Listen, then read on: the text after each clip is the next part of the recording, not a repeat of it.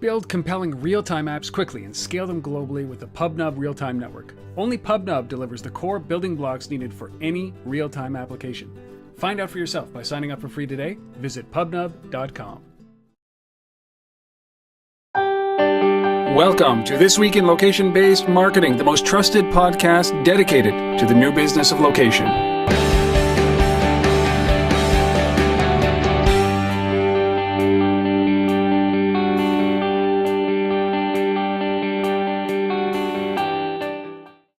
It is time for This Week in Location-Based Marketing. Today is October 27th, 2013. That is a Sunday night. It is so damn late, and we are recording episode number 153 tonight. My name, Rob Woodbridge from Untether.tv, located in Ottawa, Ontario, Canada, and literally off the plane and in Toronto.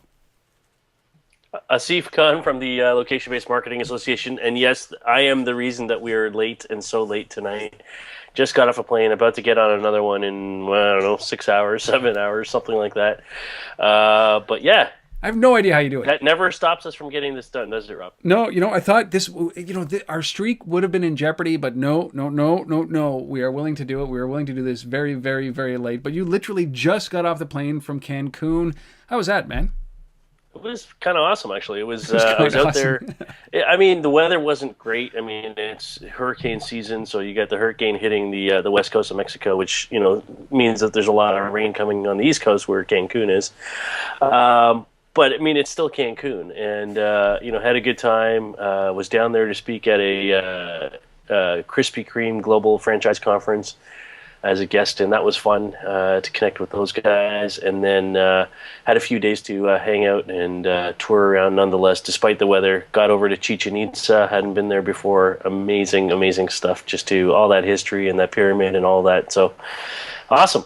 Well, very, very cool. Were there lots of donuts around there? Like, do they serve lots of donuts? Do they serve hotel donuts? And all of them are like, those are terrible. No. Yeah. And there's so many new products coming out from those guys. Like, and they test stuff in different markets. I mean, it was their global conference, so they had people in from Russia and Singapore and Korea and Puerto Rico and everywhere. I mean, it was crazy. So. There's no Krispy Kreme in Canada anymore, is there? There is. Okay. There's still a couple in Toronto. Okay.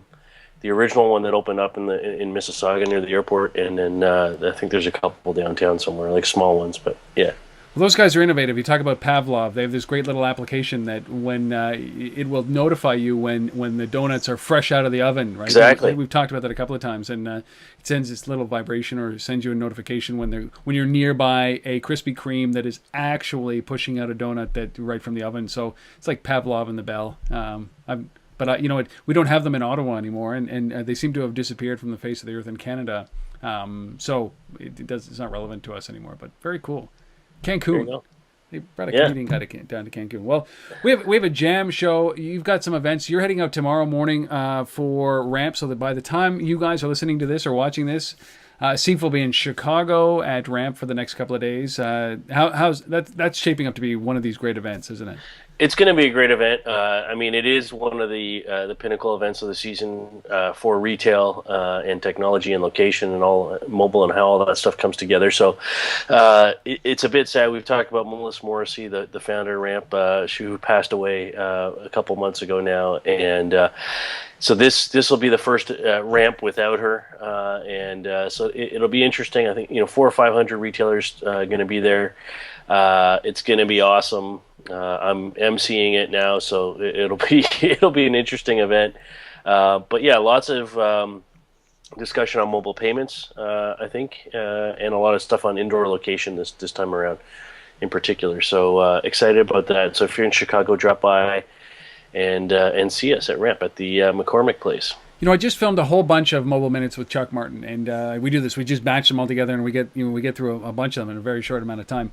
And he talked about one thing that was very interesting. I want to know if you can keep an eye out for this. Is that this whole customer service expectation when it comes to a mobile, when it comes to the mobile world, because there seems to be an incredible demand for customer service on mobile, and none of these retailers, according to this research that we're going to in a future episode of Mobile Minute. none of these retailers are really attacking this whole customer service thing very well with the mobile in the mobile world. That's like mobile website, click to call, all these kind of things. They're just failing everywhere, and customers are not satisfied. So if you can keep that trend, this is what we're hearing from research. I wonder what it's like in the real world when you and you being at Ramp. It's a good place to see that. Ask those questions, would you? I will. Very cool. What else are you doing next week? You got something else? Yeah, I got a little. I just got invited to come up to Edmonton, Alberta, Canada. For those of you who aren't Canadian, don't know it, the Advertising Club of Edmonton's having a meetup of their group, and I'm going out to do a talk to them on location-based marketing. So that'll be interesting. So if you're in Edmonton, I don't get to Edmonton very often, but if you watch this and you're in Edmonton, come on out. It's Thursday the 7th, I think. Is that right? Yeah, November 7th? Yes, Thursday the 7th in the evening. Advertising Club of Edmonton. Check it out. November 7th. I love it. So Cancun to Chicago to Edmonton. Exactly. And in the middle, actually, before I get to Edmonton, I got to go to St. Petersburg for a couple of days, too. That's too bad. Got to do that, so... All right. Well, what do you say? We got a really busy show. We got our typical 6 stories. Some amazing stories here, though. Fascinating stories that we're going to get into, including something called the Copenhagen Wheel, which is really, really, really cool. I get to introduce that story. We've got our resource of the week. Obviously, we've got our guest of the week. When I'm really excited. His name is Sonny Vu. He is the CEO of a company called Misfit Wearables. They are the creators of the Shine, this little device right here. Love it. And he's just going to talk about a little bit about what differentiates his company from all the rest of these companies that are out there doing wearables in the fitness space. This episode is amazing. I love this guy. I love this company. It's an upstart company. And these guys, just the craftsmanship that went into the device. The episode will be up in a couple of weeks. But you should listen to this and be fascinated by it, because these guys have shipped product all over the place, and they're in the Apple Store. Like, how often does a company that's 9 months old have a product sitting on the shelf inside of the Apple Store? And they just inked a huge deal with Best Buy as well. 9-month-old company. Well, 9 months since the product shipped. So that's amazing. So in the episode, he goes into that. But this is just a clip of that episode. So a little teaser. You got to watch this show. And then, of course, we've got our Mobile Minute, and that's where we're going to start right now with Chuck Martin. And this is so important right now, because this is why you must nail relevance when it comes to retail and mobile and location and context. Here is Chuck Martin with our Mobile Minute.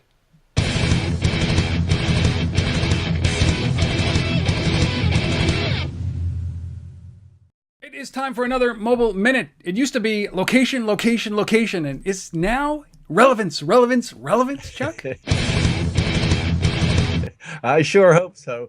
A new study by a company called Local, for Local, by the e-tailing group, found that the majority, like almost 60% of shoppers, will purchase online, go to the stores to skip shipping charges. So we know people will go to a store. They are in fact going to a store, and during the entire mobile shopping life cycle, there's an opportunity to reach those people. And here's the issue of relevance. You can send a targeted message to somebody that really matters on a product they're interested in, but if they're on a highway zipping by at 60, 70 miles an hour, that item is not relevant to them, even though the item itself is. It's not the moment of relevance. If they're walking into the store and you send that same message, that is a much higher degree of relevance. So it's really about looking at the context of what's happening. What's the weather? What's the time? What's the offer? What's the deal? And that's where the relevance comes in terms of relevance of everything, not just relevance of what the product is.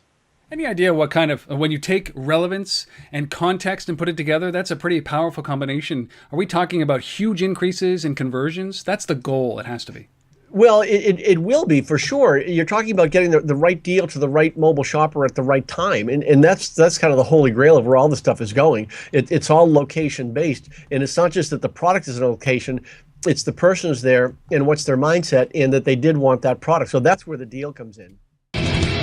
And that is Chuck Martin and the Mobile Minute. Why you must nail relevance? Why it's so important? Context, location, all that kind of stuff, man. Like, if you're not doing it, consider it. And certainly if you are listening and you are in the retail space, that was probably more so directed at you guys. And we thank Chuck for being a part of this show and, of course, doing that with me all the time. You can subscribe on Untether.tv, or you can just watch all the videos. We're up to like 190, maybe 195. It's crazy. It's crazy. All right, what do you say we jump into these stories? Let's see if you take this first one. Canadian company being acquired by somebody that isn't Canadian. Yes. Yeah, so DMTI Spatial, a good Canadian company. We've talked about these guys a ton. John Fisher, their CEO, has been on the show. We'll get him on the show soon to talk about this particular deal, but they've been acquired by NeoPost, which is a huge geospatial data company out there based in Paris, France. And this is big because DMTI, is well known in the Canadian market, as far as the location intelligence space and targeted data and geofencing and all that kind of stuff. It's clean data. Clean right? data. Yeah. Clean data.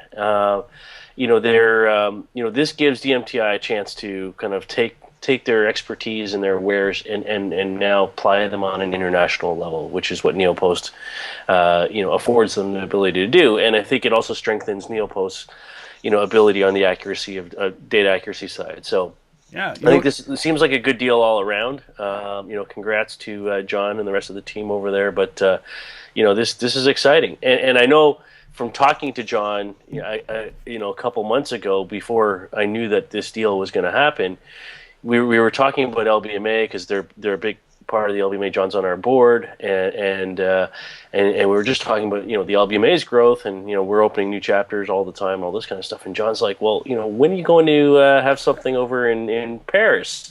And I'm like, well, it's on the radar for next year. And he kind of was sort of hinting to me we might have to up the speed on the launch of that. And I'm like, okay. And he says, we've got some good relationships over there. That's all he said. And I didn't know this deal was in the making. But anyways, congrats to DMTI on this and NeoPost as well. This is awesome. Looking forward to working with both teams or the overall NeoPost team going forward. So. Yeah, it's great. I mean, no slight against DMTI, but I'm so tired of Canadian companies, right? Like you reach a certain level and stature and size and capabilities in Canada, and then it's like I gotta grow. We gotta get out of Canada to be able to do that, and that's the kind of stuff that drives me crazy. If you're outside of Canada, it's not relevant to you, but that's the way that I feel. And these guys, NeoPost, they actually do like deliveries. Like this is like the number 2 supplier of mail solutions, right? Mail, real mail. Yeah. So it's a good marriage, and congratulations to DMTI. But burns my ass when we lose a Canadian company, right?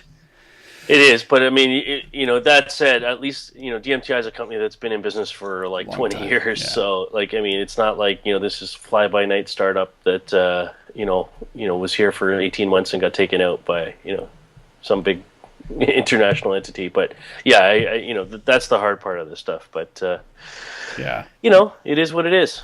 Well, that's great. So DMTI acquired by NeoPost, a European company located in Paris. That's Paris, France. Congratulations, guys. All right, our second story. This is one of the coolest things ever. I always wonder, I see these guys driving down the street in these, kind of, I don't even know that it's powered bicycles or with a, bike with an engine. And these aren't little scooters; they're just, homemade things. And here's a company called Superpedestrian about to commercialize something called the Copenhagen Wheel. Now they've just raised $2.1 million to be able to do this. And the Copenhagen Wheel, I'm just going to run this video right now. You'll see it come up. We're going to talk about it on the other side. But this is what the Copenhagen Wheel is. And why it's so important and why it's relevant to the location-based marketing world, location context world. So here is the Copenhagen Wheel. Welcome to the Copenhagen Wheel, the wheel that turns your ordinary bike into a smart electric hybrid. Quickly and easily, with no additional batteries or wires. The Copenhagen Wheel allows you to capture the energy dissipated while braking and cycling, and save it for when you need a bit of a boost. Controlled through your smartphone, the Copenhagen Wheel becomes a natural extension of your everyday life. The Copenhagen Wheel is your personal trainer, sensing your effort level and providing you with real-time feedback about your fitness and exercise goals.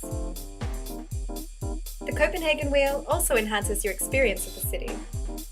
It connects you with things a cyclist wants to know. Upcoming traffic congestion, road conditions, and pollution levels. Choose to keep your data, or share it with your friends and other cyclists through social networks like Facebook.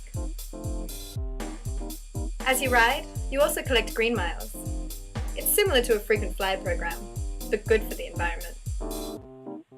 Elegant, responsive, smart. A new mode of transport for a rapidly changing world. So turn on your life and turn on the city. The Copenhagen Wheel. All right, so that's the Copenhagen Wheel. Now, this was designed at MIT, at the, what does it say, the Massachusetts Institute of Technology Sensible City Laboratory. Sensible City Lab, yeah. And, the whole idea here is green, and the whole idea here is to reduce the reliance on automobiles. So you get on these bicycles, and basically it powers, it knows when you're struggling based on how fast you're going and how much pressure you're putting on the tires. And this is a device that's affixed to the back tire, replaces the back tire. It's like a little engine, and it adjusts the help that it gives you based on whether you need it or not. So it says that if you're going up a hill, it feels like you're not going up a hill, right? So it adjusts the power so that we can jump on a bike. And the very cool thing about this, the thing that I really like about this is two things.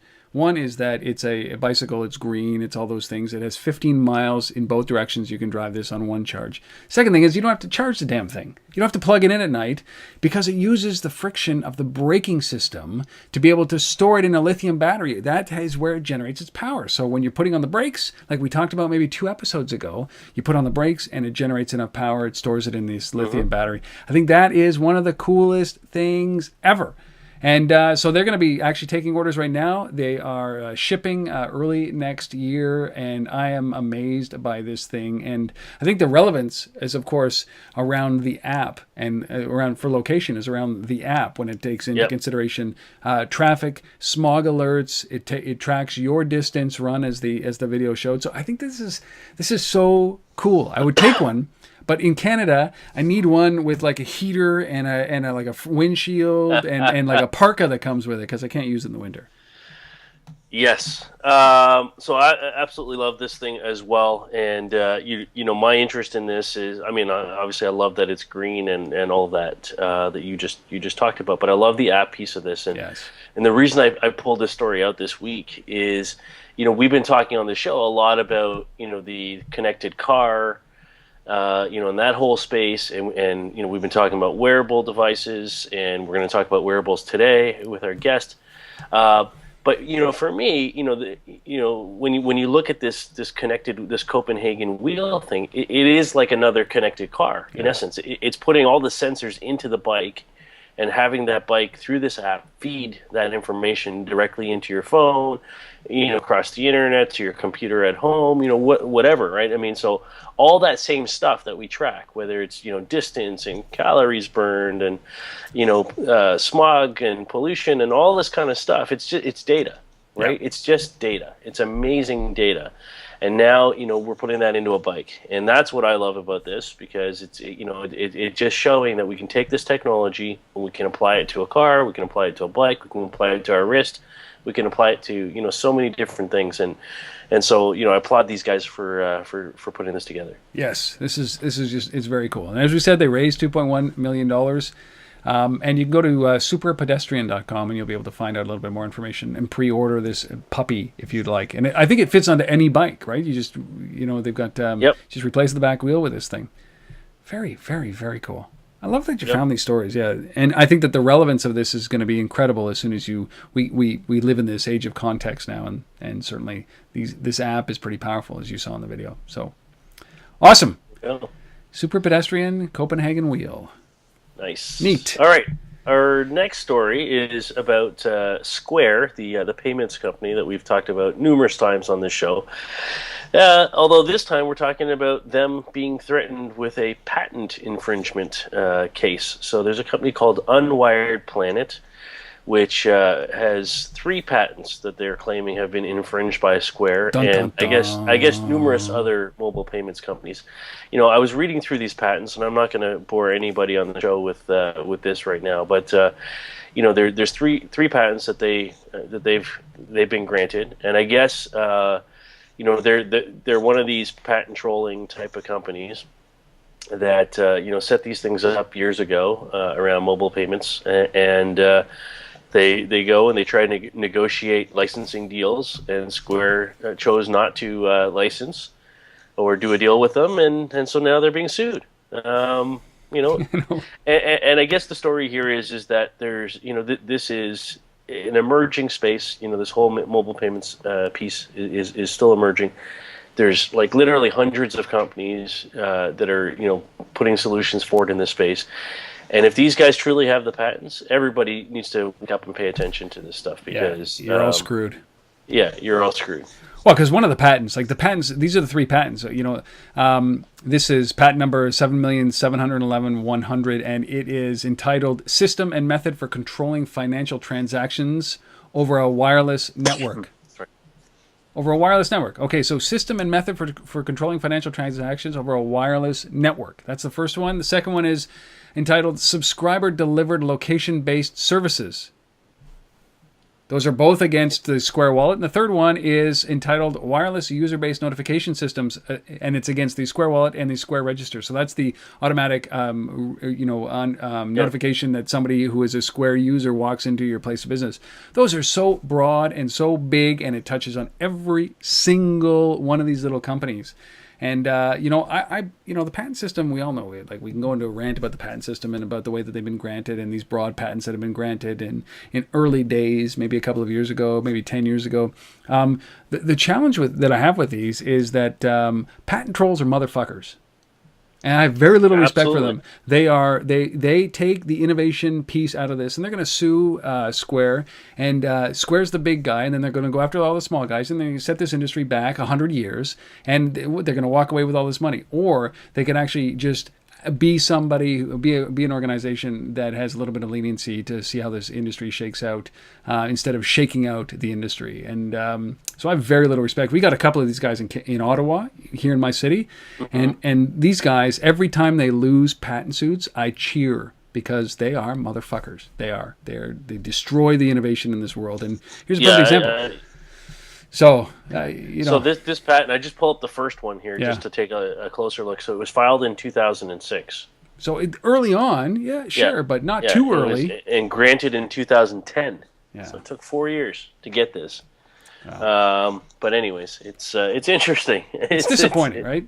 It is. But if I own the patents, man, I would be doing the same way. But maybe I would, or maybe I don't know. I don't own these patents, but going after Square just sends alarm bells for everybody else. And so we got to watch this very, very, very closely. And you think about what happened with RIM. And I'm saying that RIM, back in the day, they infringed on a patent. It was hubris, where they didn't write the checks, but it cost them $700 million at the time. It was the beginning of the end of that company, because legal then took over from that point forward. And you hate to see that in this burgeoning industry. So Square is threatened with a location-based services patent, which is brutal.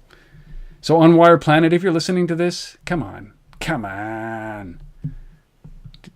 don't know what else to say. There you go. I'll have to pose that question on one of my panels this week at Ramp. Yeah. Because I know all the ISIS guys and a bunch of payments guys will be in there. It'll be interesting. Well, I think they'll probably dismiss it, but I think the best question that you can ask on that panel is, hey, listen, are patent trolls motherfuckers? I think that's how you should open it up. There you go. Hey. I think it'll open up for a good conversation, just like it did here. All right, those are the first 3 stories. What do you think? Are we wrong here? Are you a patent troll? Did I offend you? Well, you can stop listening to the show. You just don't deserve to hear our voices. Thank you very much. We don't want your T-shirt. We don't, exactly. Speaking of T-shirts, got to say, hey, thank you to Whirly over at Chaotic Moon for sending me some T-shirts. I love these. I love their logos. One of the most innovative guys on the planet. Smart company, smart dude. Thank you, Whirly. All right, before we get into the final 3 stories, our guest of the week is Sonny Vu, who's the CEO of Misfit Wearables at misfitwearables.com. They are the creator of this thing called the Shine. If you haven't seen this, it is a dynamite piece of technology that is actually a health-related piece of technology that counts steps, calories, deep sleep, all those kind of things. And this is why they're in this business. It's a little clip of an upcoming episode. I will not ruin it for you. You're going to listen to it. Here is Sonny Vu, the CEO of Misfit Wearables, on what makes them so different. about what Misfit is and what the Shine is, and then I promise we won't talk about you ever again. Great, thanks so much. Thank you for this opportunity. Misfit, we are about making great wearable computing products. And so for the first few products that we're developing, primarily in the sensor space for wellness and fitness applications. So our very first product, actually, product number one was supposed to be a different product, and it's something that we'll be releasing next year. We've been calling it the Mars Project. It's not what we're going to call it when we launch it. It may seem like alien technology, who knows, but we're really excited about it. But Shine was something that we were just opportunistic about. We just saw how this market was taking off, how people were excited about this space. Fitness tracking, great. So we threw our hat into the ring, and our approach was a little different. So we wanted to make sure that people were interested in what we were doing. So we did a crowdfunding campaign on Indiegogo, our favorite platform. They were so good to us, and they really were a key part to making us successful with our campaign. We launched Shine on it. We just had a rendering and a model, and we wanted to see if people wanted to buy it before we made it. And so we had a prototype, and it worked out pretty well. We hit our goals really quickly. $100,000 was what we set out to raise. It wasn't so much just because of the money, because we're actually venture backed. We raised money actually 6 months prior to the campaign. But we wanted to see if people actually wanted it, and understand why is it that people want these products. And anyways, we hit our campaign goals, $100,000 within 9.5 hours. It was the fastest Indiegogo campaign in history at the time. And we were blown away because we didn't hire any PR firms. We were tiny. We were a starving startup, right? So, and so we thought, okay, this is interesting. I think we should probably make it. It seems like the world is saying they want it. So, okay, let's do it. I think we should probably make it. How much did you end up raising through? We got $850,000 over 30 days. Is that what that was? It was over. I think it was 8 weeks total. So it was just a full campaign where, So it was a lot of fun. We really had fun doing it, and we learned a lot. Did you use Indiegogo because you're funded, right? Did you use Indiegogo as kind of was it really about validating the idea? It really was. Because we had raised $7.6 million just 6 months before that. So it wasn't just about the cash. We really wanted to see. I'm sure there are a lot of startup people out there who've been in situations where they've thought, oh, let's make this. I'm sure people will buy it. Yes. Right? I've been a part of a couple of those. And it's well, it doesn't quite turn out the way we think. Well, let's avoid that. Let's go ahead and sell it. Let's put it out there first to see what people think, and then let's figure out whether we want to make it or not. So how did you raise that much money without really? It sounds like without really having an idea of a product, or was it? You put that product down beforehand? Yeah. So we actually were working on Mars, and we were talking about the Mars project. That's what got people excited. And then in a way, it's weird. We've kind of pivoted away from Mars, and decided, we branched because we decided, let's hang on to Mars for a second. I don't know if we'll ever do it, but Shine, let's see if people are interested in that, because that trend seems really real. So it was kind of weird because we raised money, and then 6 months later, we branched from that objective. But our investors seemed really cool about it, very supportive. So we're like, all right, if you're cool with it, then we want to do it. So let's do it. Those are the best investors ever. Oh, they're amazing. The folks at Khosla, the folks at Founders Fund, they've been incredible to us. So how long did it take you guys to decide on this and go from an idea to a product? So Napkin Sketch was September. Prototypes it was more mock-ups in November. Basically a 2-month campaign, which we ended middle of January, and by then we're like, okay, we're definitely doing this. We're definitely doing this. So we camp out and work and we were trying to launch in March, end of March, which was pretty ambitious. Come on. And then, I know, it's pretty fast, right? And then, we were working on it before. We're working on it probably, since November, right? And then we were late, so we tried to ship in June, and then we ended up shipping in July. Yeah. So we ended up being about 3 months late, but it was fine. But so from start to finish, about 9 months. Let me ask you this. You know, a lot of people do the crowdfunding model, and they do what you do, right? Maybe they don't have the funding, which is the big thing behind it, but they'll say, like, we're going to raise $100,000, and then they actually achieve their goal, and it's not investment, it's pre-sales, right? So you ultimately have to ship the product. Yeah. You know, I've talked to a bunch of guys that say, like, you know, we raised 100,000 and we went over. We raised like 220,000, and had we not raised $220,000, we would have gone bankrupt because we couldn't afford to actually ship the product that we promised for raising $100,000. So when you went through this process, even with $800,000, like, was that enough to build this, manufacture this, ship it? No, it wasn't. No, definitely. Even that was not enough. I mean, and the thing is, we've done hardware for a long time. We've been doing it for the last 12 years. We've shipped 15 hardware products. So you know what you're doing. Yeah, well, I think we had a good idea, although we'd never made a metal product. I mean, this is made of solid metal. It's carved out of a piece of aircraft-grade aluminum. And so that we didn't know. If it was plastic injection molded, like pretty much every other consumer electronic device out there, then that would be a different matter. But this is a CNC, it's carved. Yeah. There's no mold involved here. We're not pouring liquid metal into a mold and then pressing it and then having a bunch of people put circuit boards in it. That's not what. If it was that way, then life would have been way easier. But it's not. So we struggled. Yeah, it was tough. Sonny Vu, ladies and gentlemen, the CEO of Misfit Wearables, awesome guy. Had a great conversation with him. The episode will be up in a couple of weeks. Keep checking back to untether.tv. But the best way to do it is subscribe to the mailing list. You'll get these episodes as well as all the other Untether stuff and the mobile minutes all in your inbox. You'll never have to remember a date again because I'll take care of that for you. But love it. I love all that wearable stuff. I can't wait to. I haven't tried the Shine yet. I got to get one of those and try it out. But yeah, Apple Store, really excited. Buddy. Yeah, got to do it. Or apparently Best Buy soon. Best Buy, they've got 2 different colors. So they've actually got 3 different colors. Okay. One of them is in Apple. 2 different colors are actually in Best Buy starting now. So go and support these guys. I love the fact that they've put some craftsmanship into these devices. It's not plastic. So very cool. So that was Sonny Vu. You can see the rest of the episode up in a couple of weeks on untether.tv. All right, back at her. No more swearing. We're not going to be talking about patent trolls anymore. But we are talking about privacy. I think, Steve, we've had many conversations about privacy. We kind of live in the open, like Robert Scoble lives way in the open. Leo Laporte lives way in the open. And I mean, I don't live completely in the open, but you can find anything you want to know about me right on there on this thing called the internet. And, I don't shy away from it.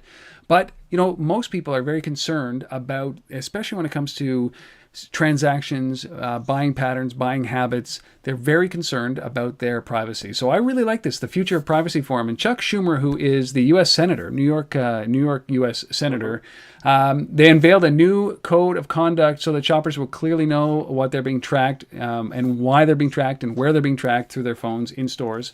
And it gives them instructions on how to opt out. Now, I think that this is something all we want is that full disclosure. I think that is exactly what this is about. Whether or not retailers will adhere to this or the opt-out will actually come in. Spam opt-out has always been a pain in the butt anyways, but I think that this is a step in the right direction. And I think that, certainly this is something that government has to govern in order to be able to help the average consumer understand what is going on with their data and their information. So we just want disclosure. That's all, right? Absolutely. So, and maybe just to give a bit of context around this, around who the Future of Privacy Forum is. So this is a group that goes back a few months now. So a whole few months, Well, maybe like 6 months. So you remember we talked about the Nordstrom debacle with Euclid Analytics. Yes. And there was a big write-up about that, and they got in a lot of trouble for tracking what people are doing in stores. And so the byproduct of that was Euclid and a bunch of the indoor location companies came together and formed this group to kind of find a way to deal with and be a little bit more transparent around how they were going to go about tracking and letting the consumer know. Yeah. So the outcome of that is now this code of conduct that's finally been born, and Chuck Schumer was part of the group that led that. So you've got a bunch of big retailers, including Nordstrom, and you've got pretty much all the major indoor location companies. So Euclid, Mexia, the Brick Trends guys. You've got the Wireless Works team. Guys, yeah. All those guys. A lot of our members were involved in crafting this this particular thing. So, I think this is great. And so basically, what they're saying is that if you are a retailer and you agree to this code of conduct, you're going to be posting signs in your stores that are telling people that they're being tracked. Yeah.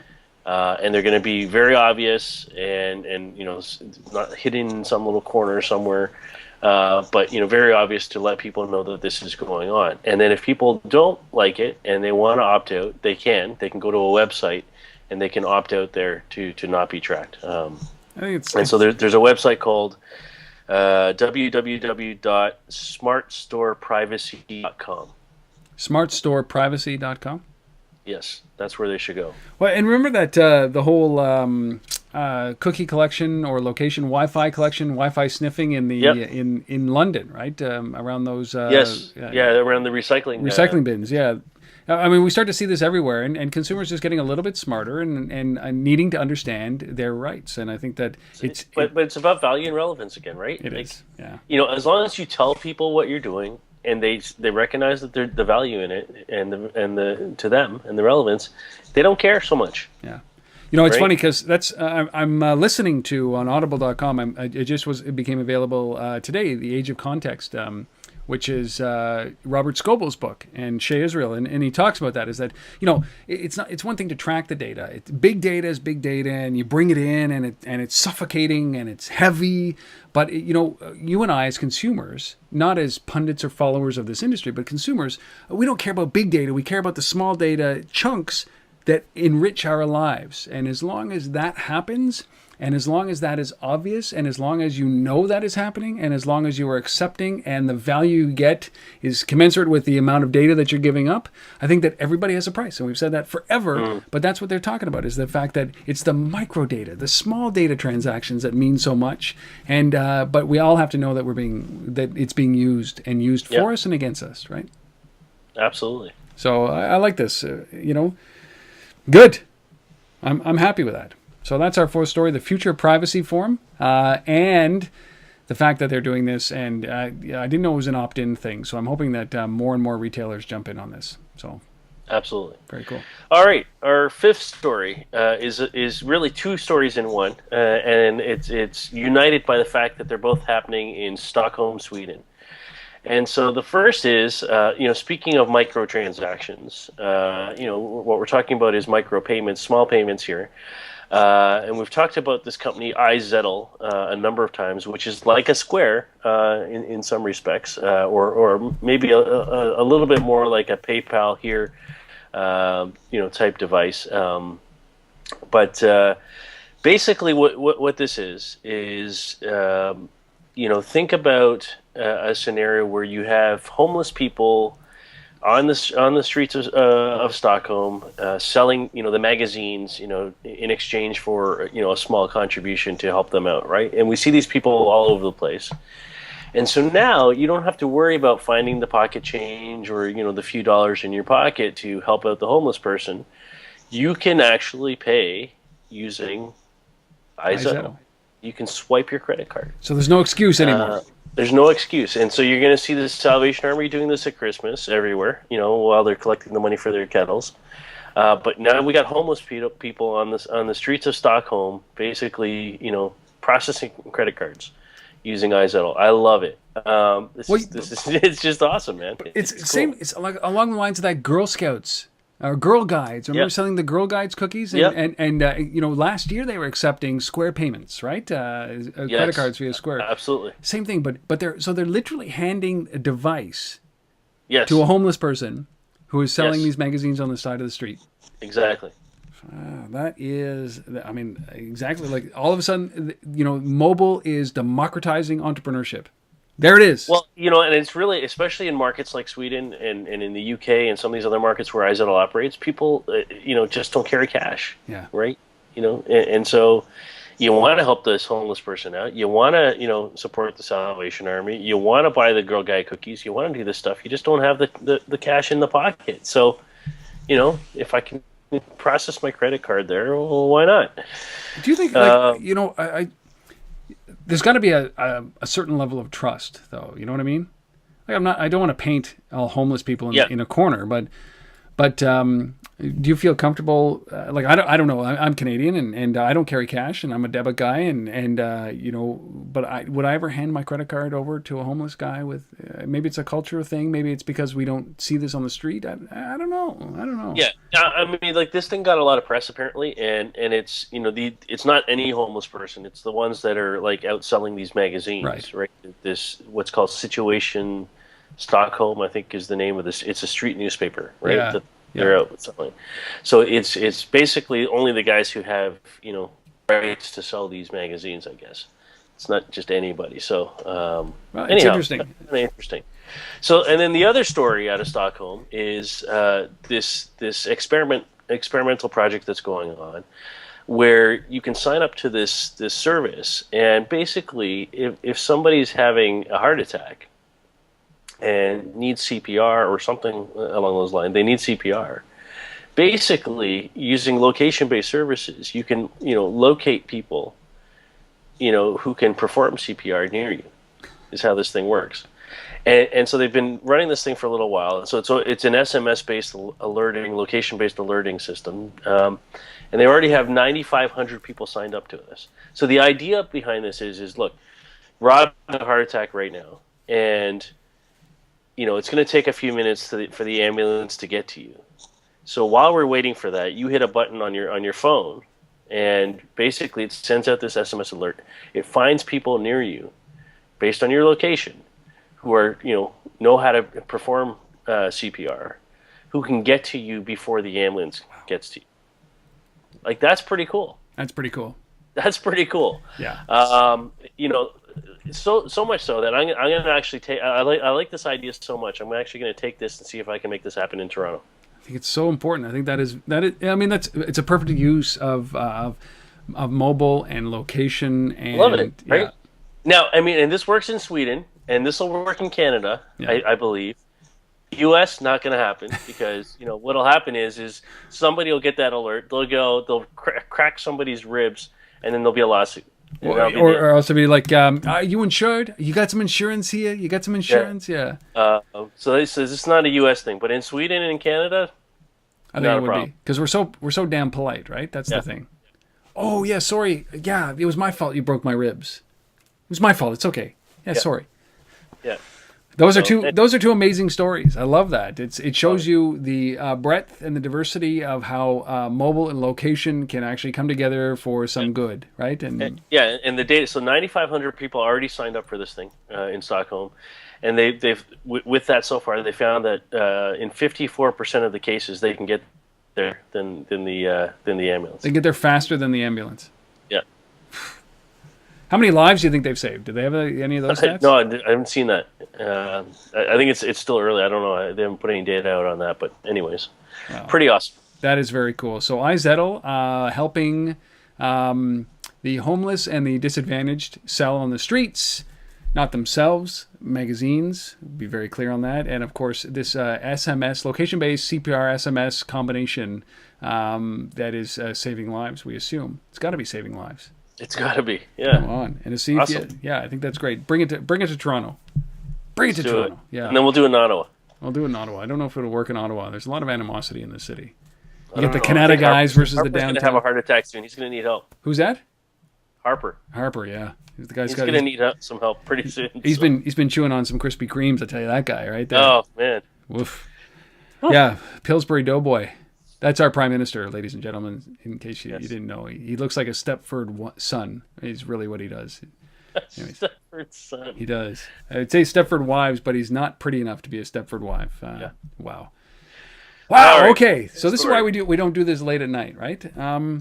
All right, our last story. Now, Derek Holt, who's the managing director of business development at Bytelight, reached out to me. He's been on Bytelight has been on our show twice. Almost 1 year ago to the day, last October 22nd, when they announced a small round of investment, their seed round. And then again in August, when they launched their Lightfield Communications reader. Well, These guys have just raised $3 million in a Series A. So if you don't remember what Bytelight is, it is a technology that turns LED lights into GPS-like indoor positioning systems. We like this because it's leveraging your existing infrastructure, and it's a light bulb. You screw it in and it becomes a GPS-like indoor positioning system. And we know what's going on in the indoor world is stunning. So these guys have been on the show. We've mentioned them 3 times, and Derek reached out and let us know this week that they raised their $3 million Series A. And this is a cool technology, and obviously Motorola is involved in this round, and I think that this is a clear sign that this is such a huge battle. I don't think $3 million is enough, but when you talk about inventing the better light bulb, I think Bytelight's done it. Yeah, I'm actually surprised. I'm happy that to see companies like Motorola stepping up and funding things like this. But when I saw this, I was sort of expecting, given all what we know about this company and the fact that it's based on LED light bulbs, I was sort of expecting like a GE or a Philips or somebody that's actually in the light bulb manufacturing business to have a place in this deal. Because when you look at that kind of stuff, it's not just about selling light bulbs. It's like that horizontal integration play around what can I do with these bulbs, right? So I was like a little bit surprised not to see that, but maybe that'll come in the next round. Who knows? This is just good fuel for the engine here. I mean, these guys are very well positioned. The technology is unique. I love the payments application in particular around this, the transactional piece, like as an NFC kind of replacement. Where everybody right now is focused on Bluetooth Low Energy, this is a good alternative with, I would say a lower capital cost piece to it, by going with sort of leveraging the LED infrastructure that's there. So I think this is really interesting. I think $3 million is, like you, I think it's too little. They probably need more to kind of blow this thing up, but there's only 8 people. I mean, Bytelight's 8 people, so maybe they don't. It's just I often talk to entrepreneurs through Untether.tv, through the things that I do all day and the things that I do all night, and conferences that I go to, or whatever it is. But I often talk to entrepreneurs who are following a path, and that path is, a standard path that everybody else follows, right? So, we see that all the time, and they're the guys who say, hey, we're the Instagram of this, or the Facebook of that, or we're the next Foursquare, whatever it might be. But every once in a while, we talk about this. We mentioned this in the episode that we first were introduced to Bytelight a year ago. Is that this is finally innovation exists, right? The guys that are looking at standard things around us and saying, okay, so how can we get more utility out of the things that we're already using, and in an innovative way, and not going like the standard route. And that's why I like these guys. And I would hope upon hope that they have they can get enough runway to be able to build out this product, because then I look at GE and I look at Philips or any of these guys, because they're going to come in and swoop and buy these guys for sure. So, but while they can, I enjoy the ride, because this is innovation, and that's what I like about it. Bytelight. So you go to bytelight.com, bytelight.com, and you'll find out some more information about these guys. And I like them. I like them. So Derek, if you're listening to this, man, thank you for reaching out. This is a perfect example of you out there who's got something to say, an announcement, a product announcement, a funding announcement, or just something to say about this industry. Derek reached out on Friday. Hey, it's Monday. He's on the show. We've mentioned his story. It could be you. And the only reason it isn't you is because you're too damn lazy to reach out to us. And you know how to do it. Rob at untether.tv or asif@thelbmade.com. Reach out. We will talk about your story. If you're embarrassed about your story, don't reach out. If you're proud about your story, come on. Yeah. If you're a patent troll, we don't want you. Fuck you, patent trolls. That's all I got to say. Anyways. No, I'm not going to. Anyhow. Yes. All right. All we have is the resource. That is it. 6 stories down, the resource of the week. This was astounding to me, Asif. Really, this stat staggered. I was staggered by it. Were you? Oh, yeah. Free Wi-Fi. Okay.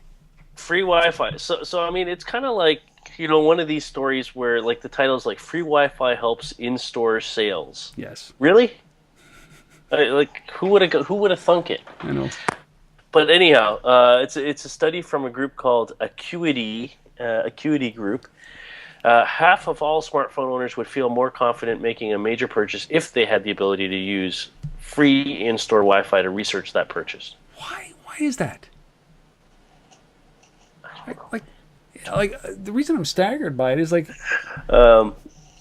why? Yeah. Like, is that like, here, I'll give you some free Wi-Fi. Like, here's your first hit of crack, and then you're going to buy from me? Yeah, it doesn't really make a lot of sense. I think it's a right? non sequitur. I don't believe that there's any relationship there. There's some other stats in here. So the next one says 30% of these smartphone owners said they would be more likely to browse additional items not on their list. I still don't get that one too much either. But the other one makes sense. To spend more time in the store. 20%. Yes. So that I understand, right? I mean, if there's free Wi-Fi there, if your intention was to go into the store, get what you need, and kind of get out, but, you walk into the store, you find free Wi-Fi, and, it increases the dwell time because you're looking at other stuff, that makes sense to me, right? That makes sense to me. And so if that's the argument, they're saying, hey, this helps in-store sales because I'm dwelling longer, I might find additional things that I wasn't planning on buying, because I'm connected to the Wi-Fi, okay, I can buy that argument. But this 50% or more than 50%, would be more confident making a major purchase just because there's free Wi-Fi? No. That's a non sequitur. Just because they have free Wi-Fi doesn't mean people are going to open up their wallet. I don't get that. Because I stand out front. When I travel, I stand out front of the Starbucks, and I don't buy a damn thing. I just use it to check my email with the Wi-Fi in Starbucks. I hear you. I don't even pay for anything. So I think that's a non sequitur. And you know what? If you really want to blow your retail customers away, if you just want to blow them away, do this. Don't make them walk up with their cell phone or their smartphone in their hand and the product in the other hand and make them show you the price somewhere else at your competitors is $45 cheaper. Don't make them do that. Do it for them, right? You want to blow them away? You want to create a relationship that will last forever? As they come up with their product, scan the product with your own red laser product and see where it's cheaper and say, hey, Rob, this product's cheaper, $45 cheaper at Target. We're going to give it to you for that price. Do that and not make me do that, and you will have a customer for life, man. I'm with you, dude. 50%. So I have a hard time believing these statistics. I think dwell time is important, but Wi-Fi, like, you know what? I don't remember the last time I checked whether Sears had Wi-Fi, right? It just doesn't do it for me. That's all. I think be customer focused, and but because we are all consumers, so wouldn't you like that to happen to you? Yeah. Especially at a liquor store. I'll tell you though, buddy, I'm flying back today from Cancun. I've never seen so much duty-free liquor on one flight. No kidding. No kidding. Every single person had bags and bags of liquor coming back, and I'm like, I have to two there was two major groups on this flight coming back from destination weddings, right? Like with all their entourage, and it was just ridiculous. But anyways, yeah. Booze on planes, not a good combination. Booze on plane. Oh. Yeah. Well, Steve, I am so happy that we could get this done, man, because that is it. I mean, that was our resource of the week. We got our 6 stories. We had a guest in Sonny Vu. We had our mobile minute. No product. It's okay. As Amber Max said, I sent out a note saying, hey, does anybody have a good, innovative product in the location-based marketing world that they want to promote through our show? And Amber Max said, you know what, the one she uses every day? The Yellow Pages. Yeah. Yellow Pages. We can't publish that. Sorry, Amber, but the Yellow Pages don't cut it. It is the ultimate location-based marketing application, though. But it just doesn't cut it. So if you have a product or service that you'd like to promote here, you'd like us to put you in there as our app of the week, reach out. You know how to do it. rob@untethered.tv or asif@thelbma.com. We will feature those applications. Just didn't have enough time, editing reasons. This has got to be up very quickly, but we'll bring it back next week, which is where we will be for episode, what number is that? Number 154. Man, almost there. Almost there. Wow. So Asif, safe travels, enjoy Ramp. I can't wait to hear about it. Always look for that customer service. See if there's a trend in customer service in mobile there, and I'd love to hear your feedback next week when we get together again. Awesome. Cool. Pleasure. See you later, everybody.